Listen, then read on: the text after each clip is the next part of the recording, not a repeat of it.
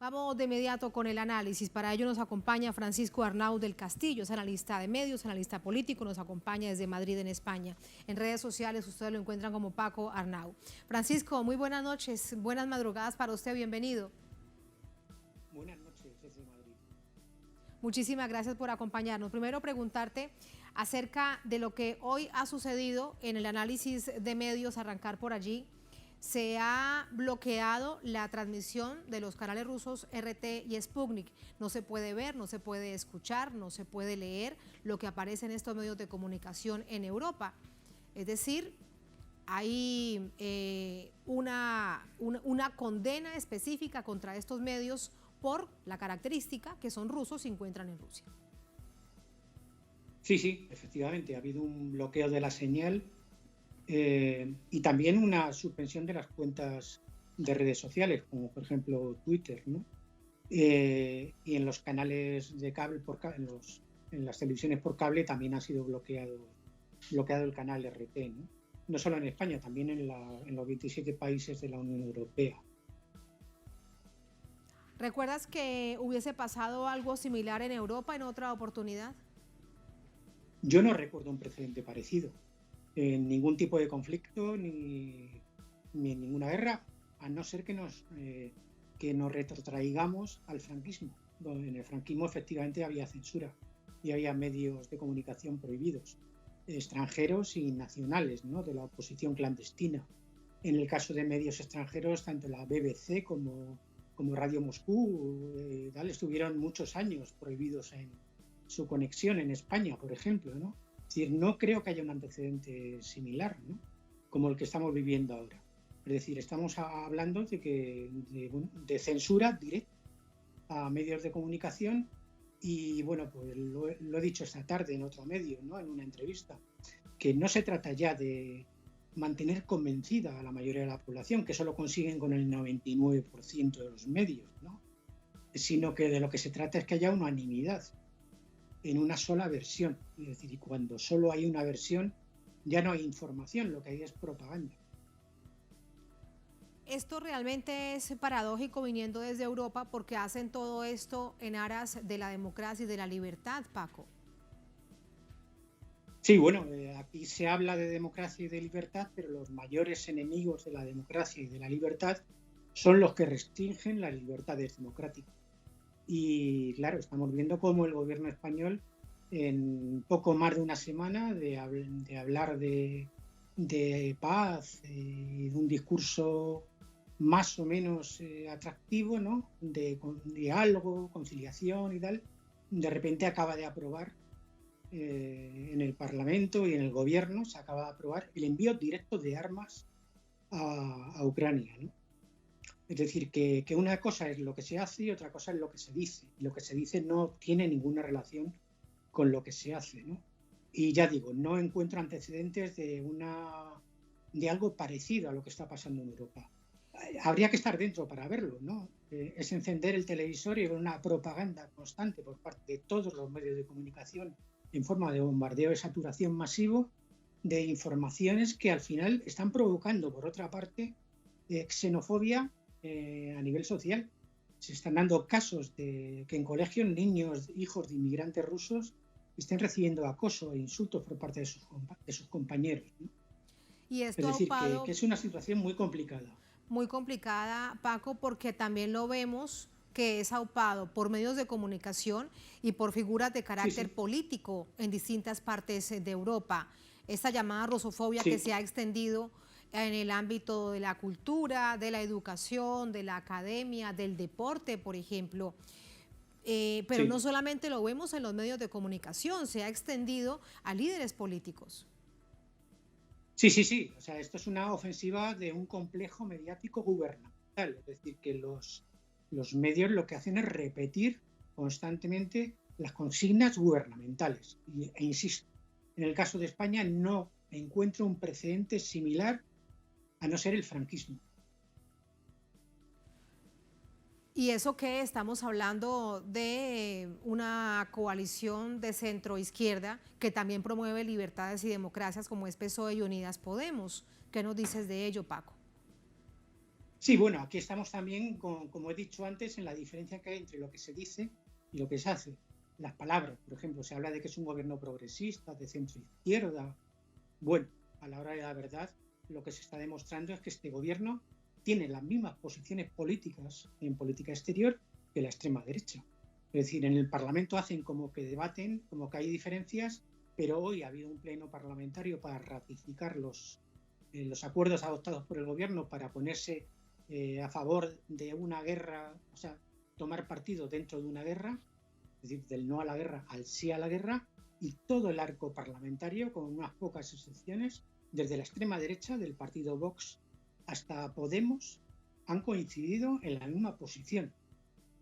Luego pueden decir misa, ¿no? Como decimos en España, de que tienen diferencias o se pelean, pero a la hora de la verdad lo que están haciendo es mantener la misma posición política que responde a los intereses de la OTAN y de la Unión Europea, que no son otros, por otra parte, que los intereses de Estados Unidos en Europa. Que son los intereses de Estados Unidos y sobre todo de las potencias europeas como Alemania, Francia y Reino Unido. Todo esto incluida ese intento de instalación de una narrativa que nos hablas además como de unánime, se da cuando hay expectativa por un nuevo cara a cara entre las delegaciones de Rusia y de Ucrania, pero todo esto revestido Sí. en una maraña de hechos que complejizan aún más la probabilidad de una desescalada del conflicto. Sumado a esto, también te lo pregunto, la condena a través de la resolución que se hace hoy de Naciones Unidas. Aquí la cuestión de fondo, y lo he avanzado antes en la última parte de la pregunta anterior, es Estados Unidos. Qué casualidad, claro, estamos hablando de una guerra y Estados Unidos está por medio, ¿no? En Venezuela, en toda Latinoamérica, en Indochina, en África, deben saber muy bien qué relación tiene Estados Unidos con los conflictos, ¿no? Al final, el principal beneficiario de este conflicto en el este de Europa es Estados Unidos. Y hablando de la narrativa, ¿no? Has hablado de la narrativa occidental, ¿no? La narrativa es que hace unos días empezó una guerra en Europa. No, eso es absolutamente falso. Esta guerra lleva 8 años, entra en su 8º año y se inició en 2014 con un golpe de Estado de ultraderecha que se llamó el Euromaidan, en el cual directamente intervino la Embajada de Estados Unidos. Casualmente, el delegado del gobierno de Obama en este asunto fue un tal Joe Biden, que era vicepresidente de Estados Unidos en 2014. Y casualmente también su hijo tenía intereses en un monopolio gasístico en una empresa gasística ucraniana, ¿no? Todo muy casual, ¿no? Es decir, y ahora también casualmente el principal beneficiario económico de este conflicto es Estados Unidos, porque el gas ruso que hasta ahora estaba importando Alemania y gran parte de los países de Europa, ahora se está importando de Estados Unidos a un 40% más caro. De hecho, ayer anunciaba Estados Unidos que va a aumentar su producción de gas natural. Parte de los intereses geoestratégicos, además con base en la guerra económica que intenta aplastar Estados Unidos a Rusia, y lo vemos con la cascada de sanciones previo incluso a este momento tan complejo. Pero también preguntarte acerca de Europa, ¿cuánto pierde Europa por todas estas sanciones ilegales? ¿Cuánto pierde Europa por todo ese apoyo a Estados Unidos? Estados Unidos, al fin y al cabo, no tiene a Ucrania dentro de sus fronteras como sí lo tiene Europa. Efectivamente, es decir, esto es un conflicto que al final la gran perjudicada va a ser Europa. No digo ya Rusia, digo Europa, incluida Europa Occidental. Es un callejón sin salida al que nos estamos autoconduciendo con este conflicto de europeos entre europeos, ¿no?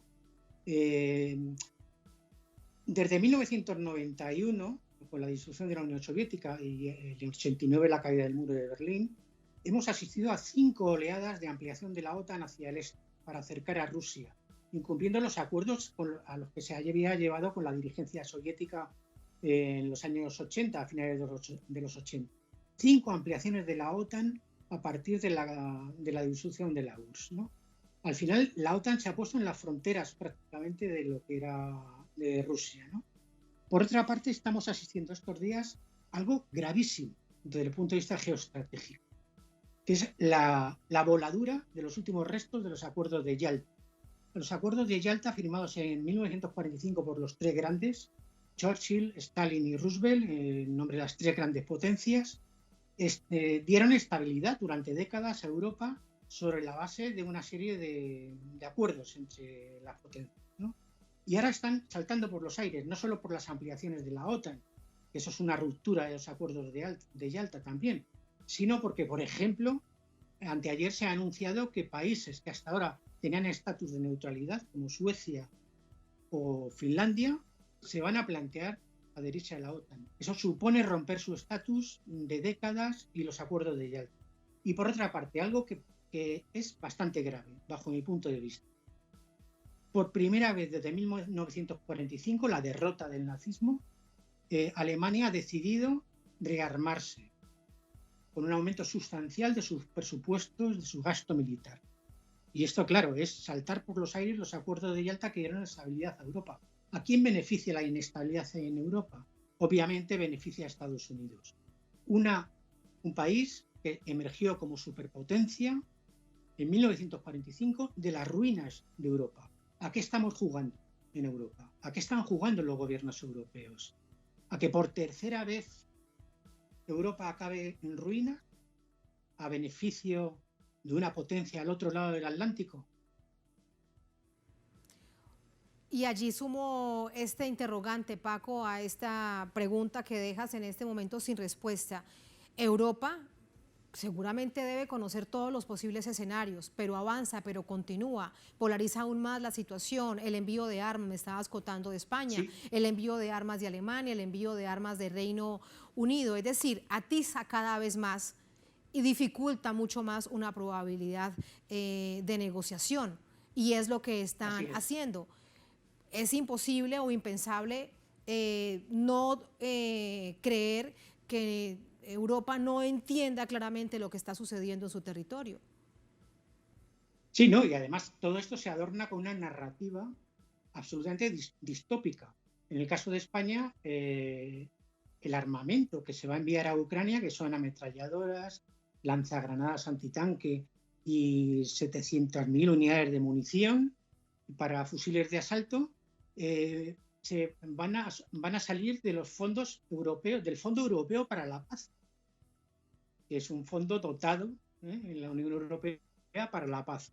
Bueno, estas armas, Paco, ¿y eso no se es van a ilegal? financiar con el Fondo Europeo para la ¿Comprar Paz. armas de un fondo para la paz, eso no es ilegal? Sí. Sí, no, es ilegal cualquier cosa. Por ejemplo, cerrar medios de comunicación sin orden judicial y de forma sumaria, ¿no? Como han hecho con la cadena RT. Es absolutamente ilegal, pero lo están haciendo, se están saltando la legalidad a la torera.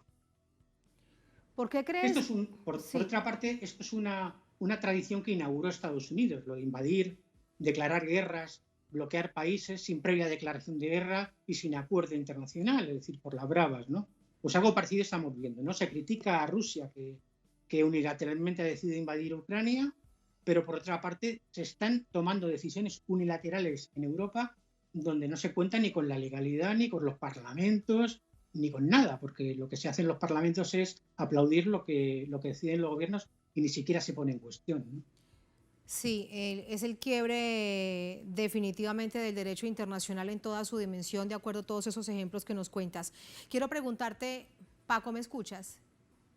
Sí, ahora te escucho, sí. Muchas gracias. Se cortó la comunicación, mientras tanto le recordaba algunos hechos que resultan importantes siempre de poner en contexto a nuestra audiencia. Estábamos hablando de toda esta situación, pero me quedaba por preguntarte acerca de la región del Donbass. Durante todos estos 8 años, Rusia y además las repúblicas autoproclamadas de Donetsk y Lugansk, ahí en el Donbass, habían denunciado que lo que había en contra de ellas era un verdadero genocidio con más de 13.000 personas asesinadas. ¿Se escuchó alguna condena por parte de estas naciones europeas en algún momento, algo que recuerdes? No, al principio del golpe de ultraderecha que dio paso al régimen actual en Ucrania en 2014, en los medios de comunicación europeos había ciertas denuncias, ¿no?, sobre lo que estaba pasando en el Donbass, ¿no? Que al final ha derivado en un verdadero genocidio. Ha dicho 13.000, otras fuentes hablan de 15, entre 13 y 15.000 muertos producto de